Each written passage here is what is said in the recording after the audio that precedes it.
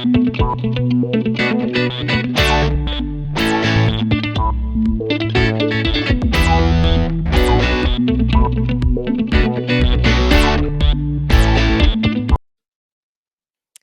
and welcome to another episode of Corgi Town, USA, where the corgis run the town. I'm Candy. I am Catherine.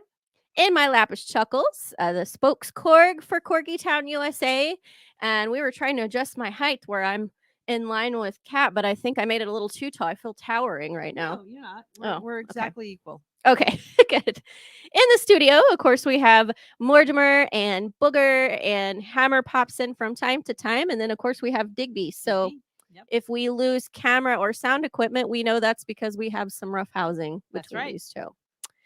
And I discovered a fun little influencer who does all kinds of doggy type things and want to learn about what they do and about their pack and some of that. But I thought it would be a good opportunity to talk to somebody who works with a lot of dogs about behaviors, things like door darting and maybe barking to the point to where it's excessive and just basic bad manners, and kind of how somebody that works with a lot of dogs manages that and what they advise to people. Like the mismanners of Mismanners. Mismanners of doggies. Yeah, where it's and we know dogs will be dogs and we want them to be dogs. That's why we have dogs. We love them. But there's a point where they have to have some manners so you can actually take them out in public and people can come over and not feel like they're going to lose an arm or, what have you. Little things, surviving, not being eaten alive. Not having the dog jump on your mother-in-law when she walks through the door every time. Uh-oh.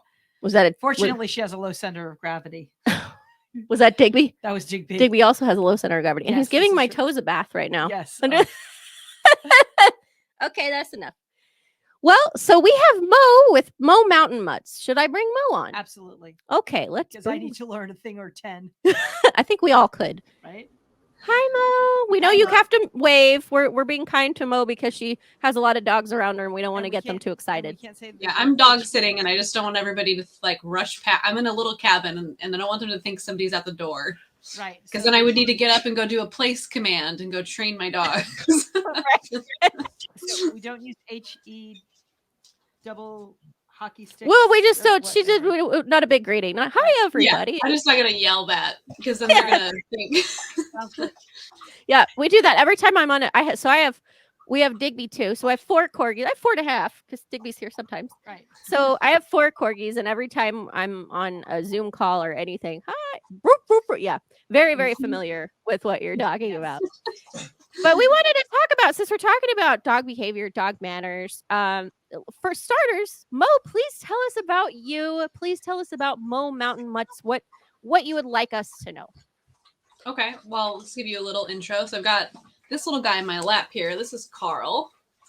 And Carl is the reason that this whole thing exists. This is my very first adult dog.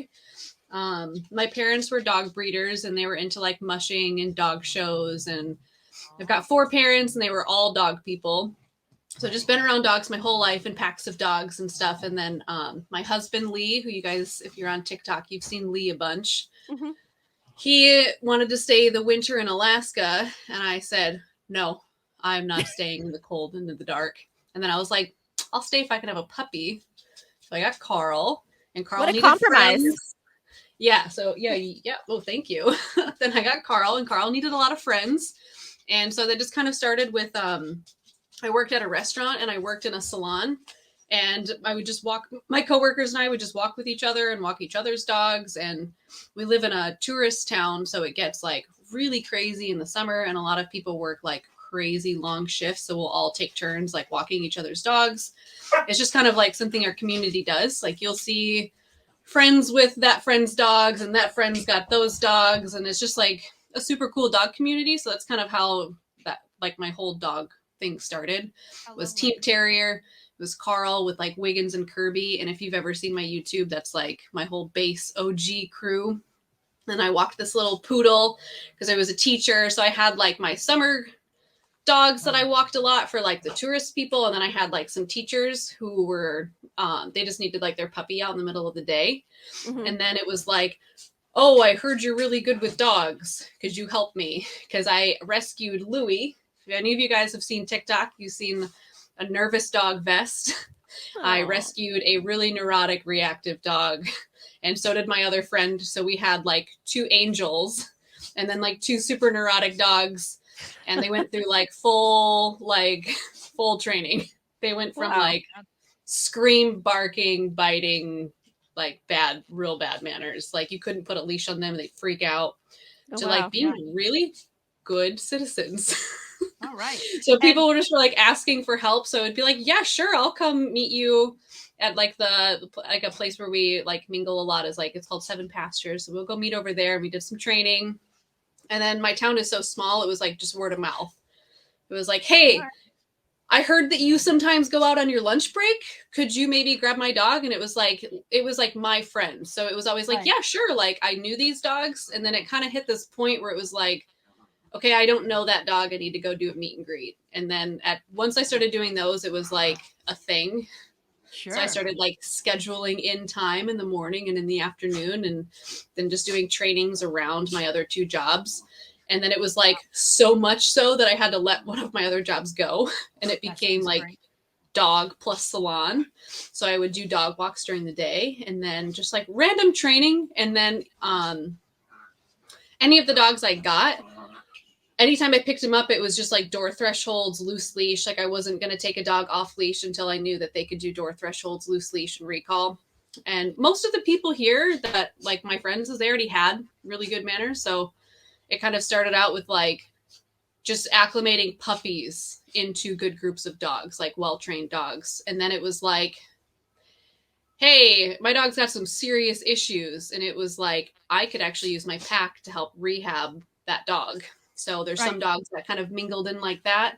So it's just really been like, whatever my community needs, I've just like made up something for them. And then it was like, okay, these 2 dogs don't get along. They're going to have to go on separate groups. So I started creating more and more and more groups until I was like, all right, I got to let the salon go. I can do this. There you have it. Full time. So I would guess, I know that you're in Alaska, so I'm going to guess that one of the reasons why you have to train your own dog and train them well to command is bears. Yeah. I went to Alaska. I have a Carillion bear dog for a reason. Okay. We needed backup. Carl is like treed black bears. There's a grizzly bear like right outside my door scavenging apples. I'm trying to like bring in my groceries. There's a grizzly bear and its cub like munching on apples right outside my front door. Oh my goodness. Yeah. Yeah. I live in Phoenix. I'm a weenie. I could never handle that. We have to do snake training for There's a coyote that's just like walking around town right now. There's like bear poop outside the school at the end of like the season. It's like the bear's just like walking down the main street.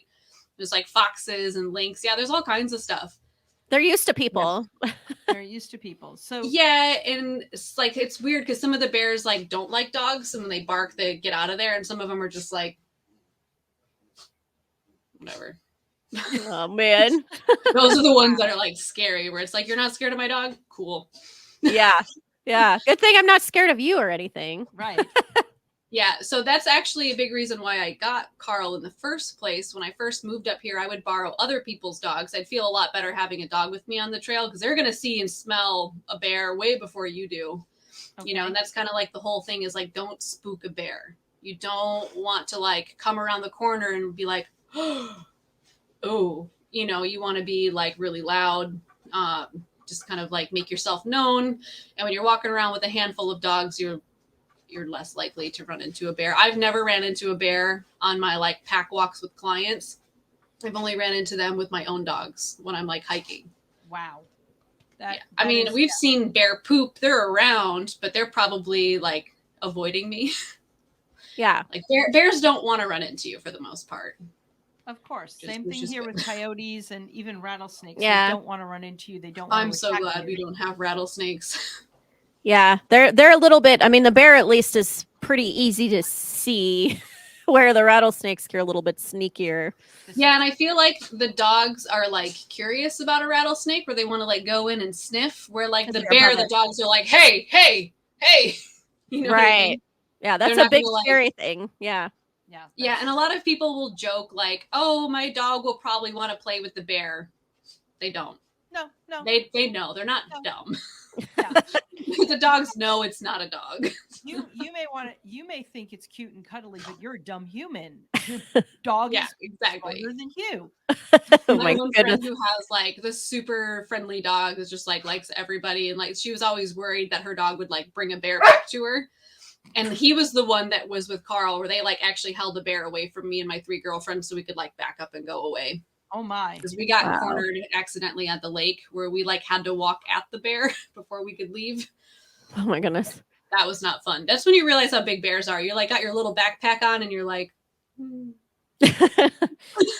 Yeah, I can imagine. But good work with the reactive dogs. I want to talk about, I love that you and your friend both rescued reactive dogs.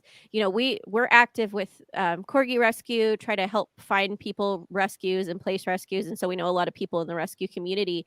And one of the big things is that, as you well know, not all dogs are adoptable. And you have some rescue groups that will go to shelters and things and find dogs that are adoptable.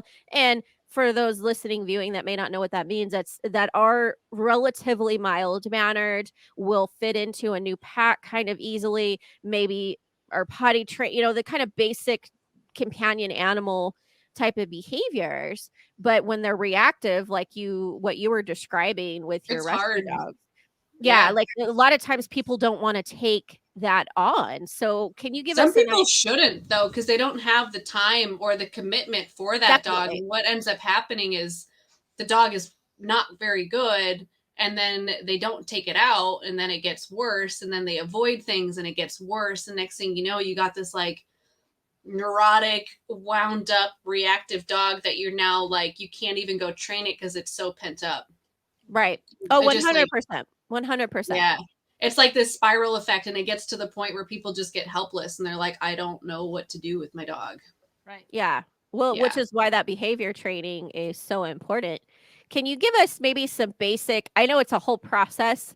Nobody who takes on a dog that is reactive or not trained at all in this kind of nature, it's not going to be overnight. It's going to be a process. But can you give us some examples of things you did to work on some of the reactivity and definitely. I always give a dog a job. I feel like, so what you need to do is work, you know, first in your house, then in your yard, then around your neighborhood, and then on the trail or near a trigger or near something. You don't go train in the trigger. You don't go try to get your dog to listen to you around the trigger.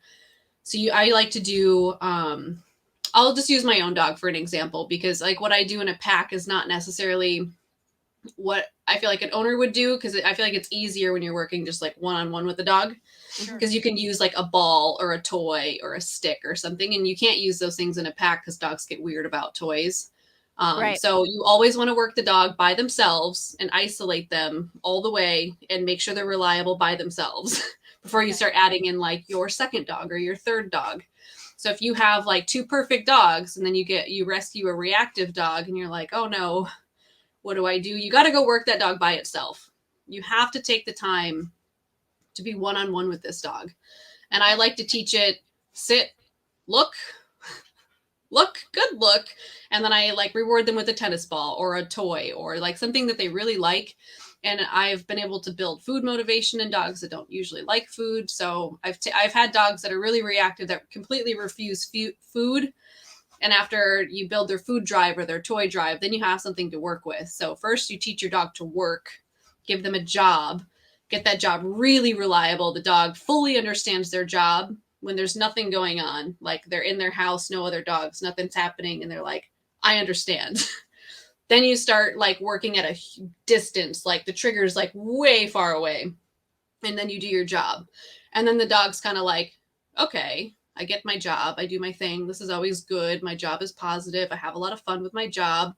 And then you're getting engagement out of the dog. The dog can pay attention to you. They're getting rewarded. They like it. It's fun. They're getting exercise, mental, physical stimulation. All kinds of stuff are happening. And then you get like, let's see where my hand's in the picture. So this is like your trigger. And you get closer and closer and closer, and then you go away from it. And you get closer and closer and closer until the dog is like desensitized. Okay. So you can finally like get near the red zone and go away until the dog is kind of like, okay, maybe I don't need to like explode. And I feel like, you know, there's different kinds of reactivity. There's like the frustration of, I just want to go say hi. So they're like clawing and barking, but they're happy and they're excited and they like just don't have good manners and they're going to be too much for the other dog. So you can't just let that happy go lucky, like explosive energy at another dog. And then there's the dogs that are like, I'll bite you because I'm like frustrated or they're aggressive or whatever. But it doesn't really matter if they're like friendly, they're aggressive or whatever. You're going to give them a job. And when they do the job, they're going to get rewarded. So for the friendly dog, the reward would be seeing the other dog, getting closer. And things that I did with Louie was go near the dog park where they're in a fenced and we walked on a leash nearby and played games. So he got desensitized to being around other dogs playing and around other dogs barking because he could not meet other dogs. Oh, He'd lose it. I mean, he'd go into like flying weenie mode. Like he's a spicy weenie. flying weenie mode. Oh my gosh, Yeah. that's gonna be a new colloquialism for me now. Watch out! Don't get me worked up. I'll go into flying weenie mode. Yeah, he does. I tell people like, watch out, flying weenie. Like, so once we were like good, like in the yard and like neighbors could go by and he wouldn't like lose it, then we would go on walks. Like the first thing was just like have good house manners. Right. Have good yard manners. And then like, let's go for a walk around the neighborhood. Let's go near the dog park. Let's go near where other people are, but we're still in the leash zone while they're in off leash. And then I started hiking him on the trails where there's other off leash dogs that could run up on us. But I feel like we just have a really cool community where like people see you working and they avoid you. They're like, oh, you're doing a thing. Like, we don't have like strangers we run into. It's like the same people, the same dogs. Like they see me out there working. They know I'm like working with this dog who's like clearly having some issues and they give me space. So, and a lot of time it's my friends. So like my friends will pass by and like, they know not to like, I don't know, but we just have a really cool community, which is very helpful. So I would put Louie, who's a really small dog, up on a rock or up on a bench or up on a stump. And I just pump him full of food while other things went by. It's like food. So then he was so distracted by eating food, he'd maybe want to bark, but he'd be like crunching on a treat and watch it go by. And then I use a tiny little tennis ball. I call it like my muffler, like a pacifier. It's like put the ball in his mouth because he really loves tennis ball. So he got associated with people passing by. There's a food, there's a ball. He's doing sit, stay, look. And then we break. So anytime I see somebody I don't know, he gets pulled off to the side of the trail. We've had him now for years, and he still has to be put into work mode. Like reactive dogs don't just like, you train them and they're better. Right. It's like, no, you train them and then you apply your training in the trigger. And that's just how he is. It's just how you handle him. If you put him out in front and let him run around and make decisions, he'll still turn into flying weenie. But if you put him on a rock and you tell him to stay and to look, then he'll coexist and let that stuff go by. So we have actually been able to go to an agility class. My husband Lee had Louie, and he was able to like focus and do all these things because Lee was handling him and had a tennis ball and some food. So it's like, as long as you have a tennis ball, everything's fine. If like, so it's like fail safe. Yeah. Yeah. The world revolves around a tennis so ball. if he's like if you just let him off and run around on the trail and like somebody was coming at us, he would still bark at them. Like he's not fixed. He like even though people pass us all the time, they would have no idea that he's that reactive, and it's because of the way we handle him. He's not allowed to go so far ahead. He's not allowed to go up to dogs face to face. He's not allowed to go meet people he doesn't know. And we tell people like who really do want to meet him, ignore him. Don't touch him. Don't look at him. Let him sniff you. And then maybe he'll let you pet him. Maybe. So it's just like advocating for your dog is really important. Just not like hoping it goes well and trying. It's like a lot of structure. Use your training, advocate for your dog, get in front of your dog. Don't let dogs just like get up in your dog's space because that doesn't help. Mm-hmm. And those things just never stop. He's always going to be handled like that. It's just how he is. And I feel like people want their dog to like meet every dog they see. And it's just not realistic. You don't need to meet every dog. You don't need to meet every person. And I feel Right. like people just want that really bad. They just want their dog to like be loose and free and just behave. And Right. it's like that's not gonna happen. Not gonna happen Even at all. like really well-trained dogs make mistakes. Even like really well-trained service dogs make mistakes. They still have their training. You still apply their stuff. And I feel like what people have is like an unrealistic expectation of what their dogs do. I was going to say that, you know, you have to have realistic expectations, and that's with any dog. Right. And I remember first husband, ex-husband. But I remember his uncle was blind and had for the little bit that I was with the family had I had met a couple of guide dogs. And as much as Pat and Jack trained the dogs, and Jack would go for the training when he got a new dog, the new dog, I think it was a new dog or whatever, somebody dropped a piece of pizza on the floor, and when they're in harness, they're not supposed to eat it. They're not supposed to go after it, nothing. And he went after it. And Jack had been a truck driver before he lost his sight. And Jack was not a schlump of a guy. And he just pulled that dog up off all fours, blind as he was. And he pulled up that dog off all fours, and he's just like, no. And Nasu never did that again. Right. So it's like, they're not robots. Just because you train them doesn't mean you've programmed them to like do this indefinitely, Yeah. And it's like they have bad days. Like working with reactive dogs, I notice like some days they are so good and they just go through everything perfectly. They meet all kinds of stuff. And then some days they're just like having a bad day, and they're just like all of a sudden their resource guarding comes back. And it's like, you haven't done this in a year. Why are you guarding this stick? And sometimes it's like, it could be health related, so it's like if your dog's having some pretty serious behavior issues that are like aggression, I feel like health really needs to be looked at, making sure that they're not in pain. Yeah. Because pain can and dogs hide pain really well. So I feel like that's always the first assessment is like, is your dog healthy? Are they able to do training? Are they mentally there? Are they just wound up from not being exercised enough? Because you can't train a dog who needs to like release all this energy. Sure. Because like, the training is just so different. I feel like people want like a quick answer, and it's never a quick answer. It's kind of like, what are your dog's triggers? What's setting them off? What have you tried? There's all kinds of, every dog is just so different, but I feel like there's always a similar formula, and it's door thresholds, loose leash, and just like engaging with you. I feel like that's what people really want, is their dog to engage with them. And this is like my little saying, it's cue, follow through. Do not cue your dog and then cue him again and then cue him again. Like say it and mean it. Say it once. And then so if I say sit and you sit, I'll reward you. If I say sit and you don't, I'll probably give you some leash pressure or body pressure or withhold your treat, like depending on the dog, what they need. And then door threshold. If I open the door and you go, you're going to hit the end of the leash. Boom, punishment. So it's like the punishment is dependent on the dog and like what they do, if they're going to run out, or there's, different things, but it's always cue, follow through. Don't tell your dog to sit 5 times. Right. Okay. Don't call your dog and then call them again and be like, oh, they're not coming. Call them once and go get them. Call them once and follow through. If you call them and they come, praise them. Call them and they don't, we'll go put them on a leash. Now they've lost their off-leash freedom. Right. And it's desensitization if you're repeating something and there's no change. Yeah. It's just they're gonna stop hearing it. I'm learning a tremendous amount because it drives me nuts when people are like, sit. It's like, what are you doing? Yeah. What are you doing?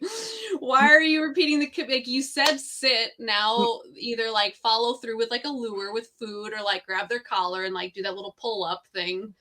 You can body block them. It really depends on like where they're at. If you're getting them to like sit on an object, sometimes just getting close to them with your hand or getting close with your body, they'll like back up into a sit.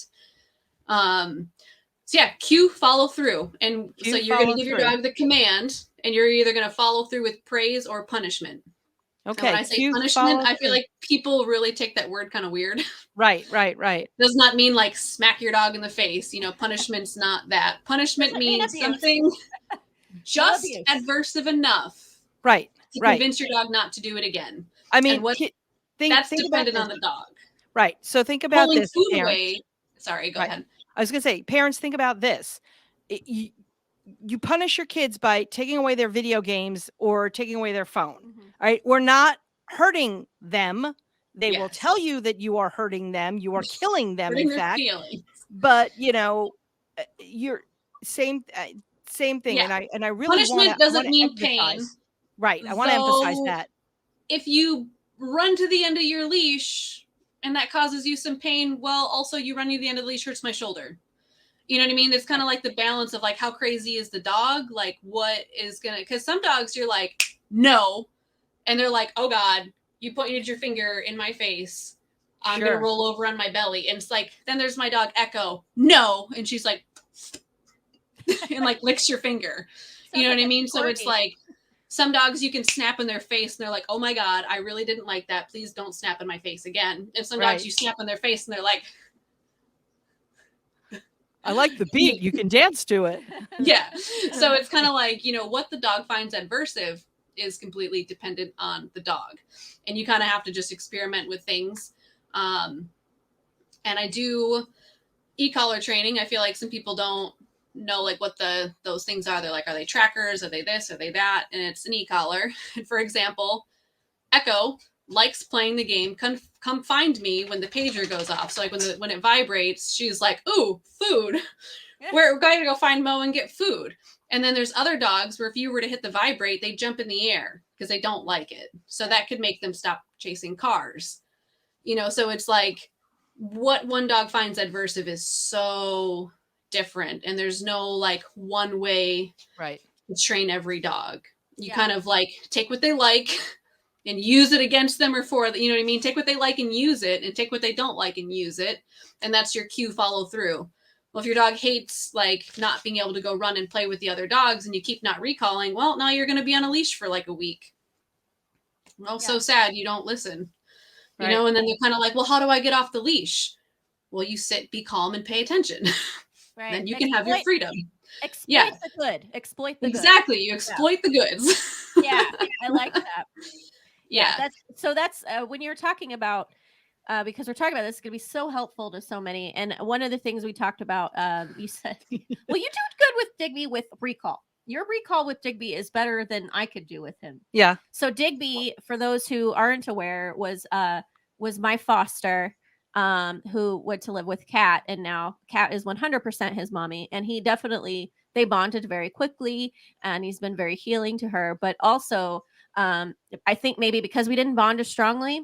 Yeah. His recall, he was half, sometimes he'd listen and sometimes he wouldn't, but his eyes are always on Kat no matter what's happening. He wants to know where she is and what she's doing. And I think that's marvelous. So definitely give yourself credit for that. But one of the things recall's important. I feel like that's like one of the most important things, because it's like, who cares what your dog was doing if you can recall them back?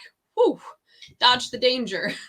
Yeah, 100%. Yeah, and I love that you said about people being mindful about what time it is, what time you need, and what energy you need to train a dog. It's the same with puppies, not just reactive rescues, but we talk about a lot on the podcast about corgis are our favorite, but they're not for everyone. And those are things you need to know about working breeds that are high energy and need that mental stimulation and need that physical stimulation. They need a job. You were talking about giving a dog a job.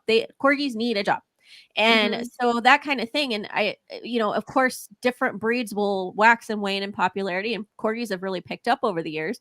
My first corgi, nobody knew who it was, what kind of dog it was. They would say, what kind of dog is that? I said, corgi. They say, oh, what? A corgi. And now we have what we call the paparazzi, where if you have corgis, you can't go anywhere without having pictures and a crowd and everyone asking about corgis, which is wonderful. Like, we love that. They love that. But it also, there's that balance. And how can we educate? Well, be mindful that this does take a lot of time. It is a lot of time, a lot of energy that you're going to spend working with this. This is your companion animal. As such, you are their entire world. Right. Yes, So- that's feel like very important. Like that you are their entire world, and I kind of want to build off of some of that because that for me is like a very important thing. Like people kind of go through like the everyday things, like kind of mundane, and like don't make it important, like feeding, putting the leash on, going onto the car. Yes. Somebody came up with a package on our front doorstep. We've had that several oh my times. God. We've There's had a giant box here now. We must alert mom right away. Yes, right away. I saw them. Thank you. So you were wanting to build upon it was recall, right? Or no, you are your dog's world. Yeah, I feel like people sometimes just like pour the food in the bowl and put it on the ground, and they don't like engage with their dog. And it's like food for human, like any social creature, like food is so important. Like for humans, I'm like super pregnant. I feel like I get out of breath so easily. I'm like, oh, congratulations. Congratulations. Thanks. Yeah. I have this big old belly down here. Wow. And you wrangle all those dogs. Props. Yes. I could not do that. I was like, wow, that was like short of breath. Okay. Totally understandable. Well, Mo, we don't want to keep you all day. We're gonna wrap up, but we'd love to, if you have time permitting, have you on again because we like talking to trainers and people that do these types of things, especially for behaviors. And we work with Alyssa, who's a trick trainer. She has Maslow, the trick corgi, and one of the things that she always says, which I love, is training never ends. You were talking about the training, reactive dogs. That just happens. Right there. Training doesn't end. Go to your bed. Right. Yeah. Training doesn't end. You are always training your dog from the day you get them until the day you don't have them anymore. The training continues. But this is so helpful. And I feel like cue follow through because and especially with the feeding thing, I want to leave you with that because you said like that. So something like that, is important. Like not going because training never ends. So it's like every time you feed your dog, there's an opportunity to apply training. Every time you exit your front door, there's a time to do training. I did that. I trained. So when I got Digby and then my now fiance moved in with me and he brought Wiggin, and Wiggin is an agility dog. So you'd think Wiggin was trained. Wrong. He's trained in agility. He's trained in agility. That's really I use that example so many times for people where I'm like, just because a dog can do agility in an isolated thing doesn't mean that they don't like jump on people and bark at manners. And, oh yeah. Yeah, and I found out yesterday that even the agility he wasn't, he just like, oh, you know what, I'm done. And so before Wiggin came along, I'm fluent in Italian, and I still want, and I still do, most of the commands in Italian. My goal was to move to Italy. And Digby is the bilingual corgi.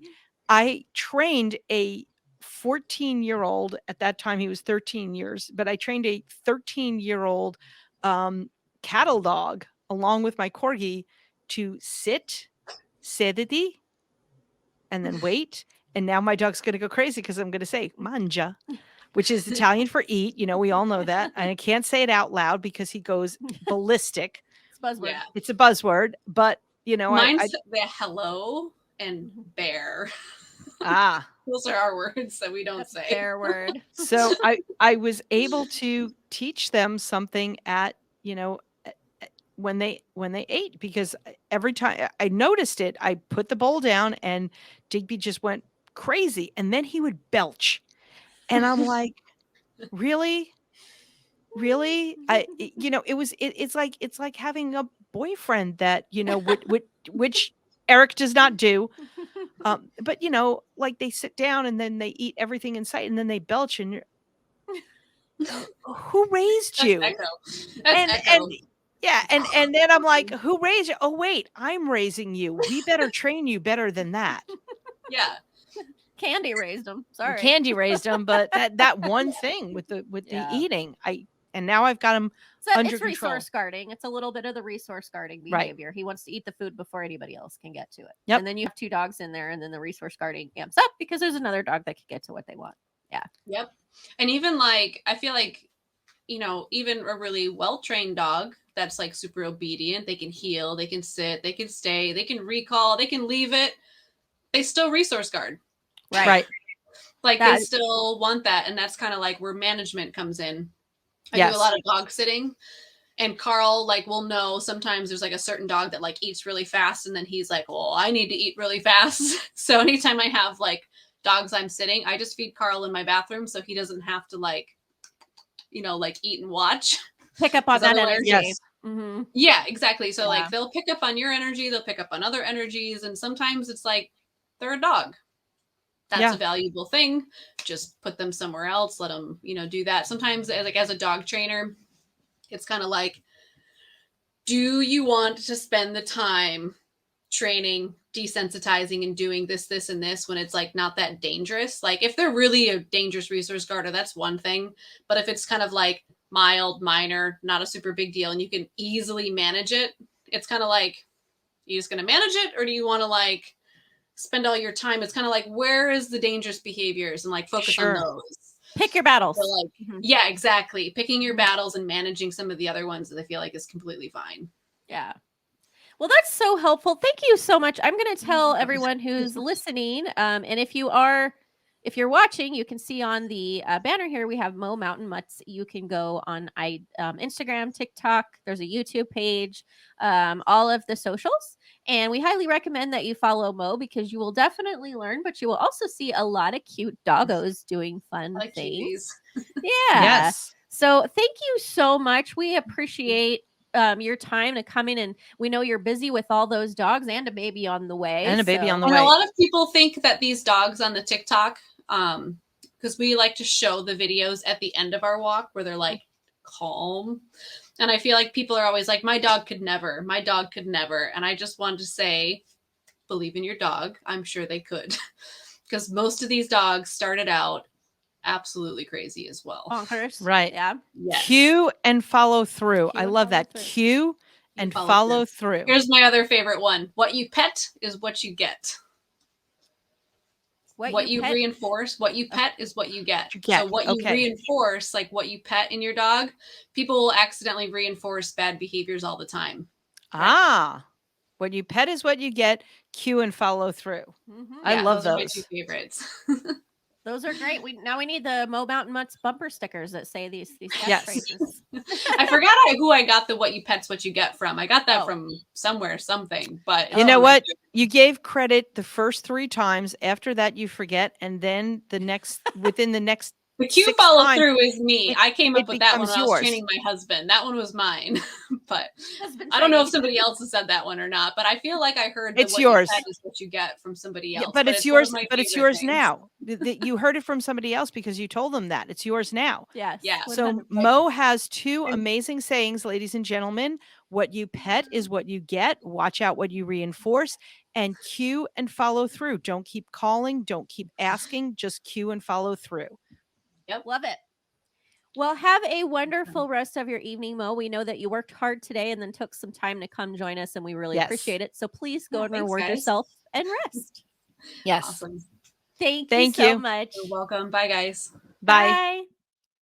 You learned a lot today. Oh, I learned a ton today. I think, that's cool tricks are always fun, and we love those. We love learning about the frisbee and the fly ball and all those things. All of the trick training.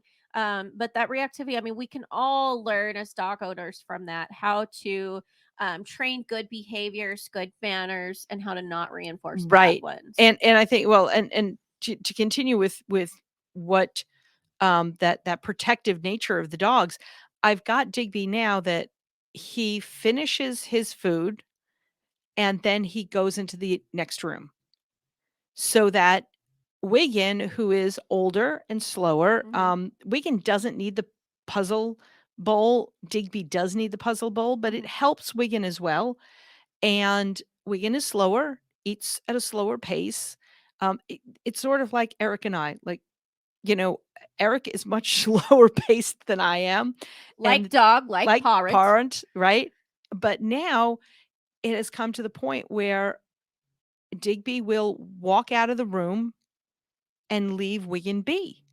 So wonderful. Yeah. So they don't have to be reactive. You don't have to get bit. You don't have to, go screaming and crazed and everything. And I still do. And I'm getting better. But yes, I think that I learned a tremendous amount. Yeah, me too.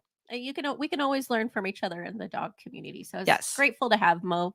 But definitely follow Mo Mountain Mutts on the socials. You will see cute dogs. You will learn things. Yes. And you will see fun adventures. And for us, we hope you appreciated and enjoyed this episode today. Please like and subscribe. You can see us here on YouTube, or you can listen on your favorite podcast platform. We are on, I think, 7 different platforms now.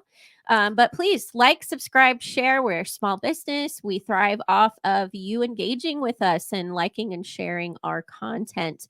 And we can also be found on TikTok, Facebook, Instagram, Corgi Town USA. Yep. Here for you every Thursday, all things Corgi and dog lifestyle. Signing off. I'm Catherine. Candy and Chuckles in my lap and the rest of the Corgi committee. Good night. Good night.